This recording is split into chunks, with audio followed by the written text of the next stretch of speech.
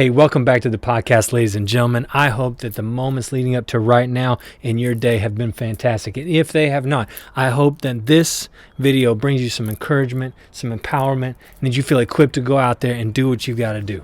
But man, I really want to take this podcast in a more specific direction. So today I am talking to our teachers. That's right, my people, teachers. So today we are talking about what is it that successful, thriving teachers do every day, day in and day out, that help them run the best classrooms possible. That's what we're talking about. Let's jump in. Morning, I wake up obsessed, and everything I do the best, and deep within my mind, you know I'll always manifest it. All right, so we're talking about what is it that teachers do who thrive in their classrooms? What is that one thing that sets them apart from everybody else? Now, before we jump in, I want to be real specific here. I'm not talking to all of our thriving, successful, epic 25-year career teachers. Look, I know you guys have it on lockdown. Like, you figured this stuff out. You know what you're doing. Maybe this video is encouraging and you want to keep going, and that's great. I hope you do. But I really want to narrow down and talk to our teachers out there who have been doing the deal for 5 years or less. Like, I'm not trying to go out there and change the way our 30-year veterans are teaching in our schools. That's not the goal.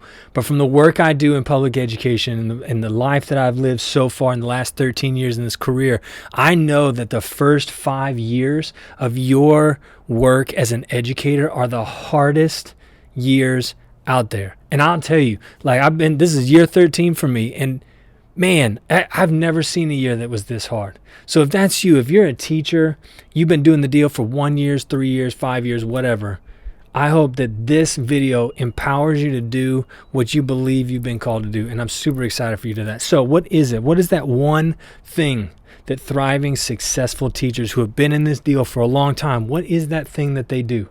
That one thing that they do is consistency. Yeah, like, that's it. I know it's not like rocket science. It's not the big revelation of what educators do, but consistency is that one thing that sets thriving teachers apart from everybody else. Like, if there was one thing that I could tattoo on the forehead, get the Mike Tyson tattoo going, what is it? And it would be consistency. Show up day in and day out. Have some things in your classroom that you do every day to set the rhythm, set the tone for how you do your classroom. Now, I want to talk about specifically, why does that work? And then give you some practical how-tos that you can apply in your classroom if you've been in this deal for 1 to 5 years. Shoot, you've been in this deal 20 years, and the idea of consistency and rhythm, maybe that's new. I don't know. If it is, I hope this works for you. Like, you can even tell I'm hyped about it. I've changed the way I'm doing these podcasts. Like, I'm standing up because I just do better when I'm standing. Sitting down somehow shuts down my brain. Right? But okay, let's get practical here. How does consistency work in the classroom? Number one, as an educator, you got to have consistency in your own life. Like, you got to make sure that your daily life outside the classroom has some consistency to it. Get up every day at the same time. Journal every day. Write down the things in your journal that you need to talk about. If you need to say some swear words at your principal in your journal, I won't tell nobody. Do it. Like, write it down. Have that in your daily rhythm. Go to bed at the same time. Don't be staying up late, binging Netflix and drinking the 5th glass of wine. Like, that's not going to help you be the best teacher you can be. Have some consistency, because when you have consistency in your life, it creates rhythm, and that rhythm helps you thrive and be successful. And I know this personally because I went from being kind of the free spirit art teacher guru weirdo to being more consistent in my day-to-day routine. See, I know this works because my wife and I, a couple years ago, like, I could tell we needed some help. We needed some counseling. We needed to do some things so that we could continue to grow as human beings. And so we went and did this intensive counseling program. And one of the things that our counselor told us was that consistency creates rhythm. Rhythm creates routine, and routine actually heals places in our brain that aren't working. And see, and as an educator, especially in today's culture and climate, like, it's easy to get bogged down by the little T traumas of every day. You got a kid that cussed you out. You got a kid that threw a chair at you and hit you in the face. Like, you got things that are going on every day. You're in a constant battle or struggle for classroom management. And it's day in and it's day out, and it's the grind, and it's hard, and it just takes a toll on you. And I get that. But what happens is if we don't have any structure or routine, we don't have a way to actually bring about healing in our brains when those things happen. So consistency in the classroom starts by consistency in your own life. Get up at the same time every day. Do the same thing every morning. Shoot, I go as far as having the same thing for breakfast every day because it just helps me not have to do all the guesswork. I can save the guesswork for when I get into the classroom to help coach teachers. So have some consistency in your own life. But then what happens is consistency in the classroom creates space for your kids to thrive. Because there's a lot of kids that are coming into our classrooms today who don't have consistency in their everyday routine. They don't know what they're going to have for dinner. They don't know if they're going to have dinner. Like they don't know what mom and dad are going to do. Does mom have to work 3 jobs today? I don't know. There's just so many things going on in the chaos of our society right now that kids need some rhythm.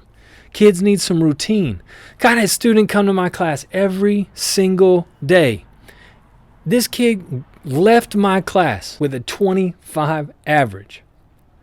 But I got an email one time from another worker in the district, and she asked what it was that I was doing in my classroom that had this kid showing up every day because he had significant absence problems in his other classes. And I said, well, I don't know what I'm doing. But it clicked on me like I create a safe, rhythmic place for this kid to be. And if all the rest of his world, and there's things going on in his life I can't even tell you about in video, but he had things going on that my room became a safe, rhythmic place for his soul to be at rest. And when you create rhythm through consistency in your classroom, you make it so that your kids can thrive. Consistency helps our students thrive. Okay, so if that's why consistency is so important, if there's so many benefits to that, how do we do that in the classroom, right? We already talked about how to do that in our personal life. How do we create consistency in our classroom? Number one, and maybe most important, start your class period every single day with the same opening, the same greeting, the same salutation, right? Hey, welcome to class. So glad you're here. I hope you've had an awesome day. That's how I started my classroom every day. If you want to start your classroom that way, be blessed. Take that, run with it. Create your own greeting. Now, start your day with some kind of positive, hope-filled idea, right? There's things out there like this idea called good things. Do good things every day. Who's got something good every day that you want to share, right? Let your kids share some good things. Start class off on a positive note. Because there's lots of things like the news, mainstream media, social media, all these things out there filling our kids' heads with all the negative. We don't need that. What we need is positive. So start your class with some kind of hope-giving positive idea, right? Same greeting, positive thing. Now, number 2, have consistent structure. I know the art teacher, the free spirit, the nature-loving, tree-hugging guy just said have structure. But here's the deal. Creativity blossoms in structure. Now, there's a fine line between structure and, zealous, tyrannical order. Like, there's a fine line there. Structure versus tyrannical order. But if you can find that sweet spot, and what happens is your kids don't have to guess what it's like when they come to your classroom. They don't have to guess what class is going to be. They don't have to guess that this kid's going to pop off and you're not going to do anything about it. Like your kids don't have to try and figure out what's going to happen today. They already know because you have the same structure day in and day out. Man, my kids came to my classroom one day and they asked, Mr. Hines, it is the last day of school. Can we please sit wherever we want to? And I said, you sure can. Tomorrow. And they're like, but Mr. Hines, that's not even school. And I said, look, I know. But here in this classroom, we're going to sit in our assigned seat every single day. I promised you we would, and we're going to. So have some consistent structures.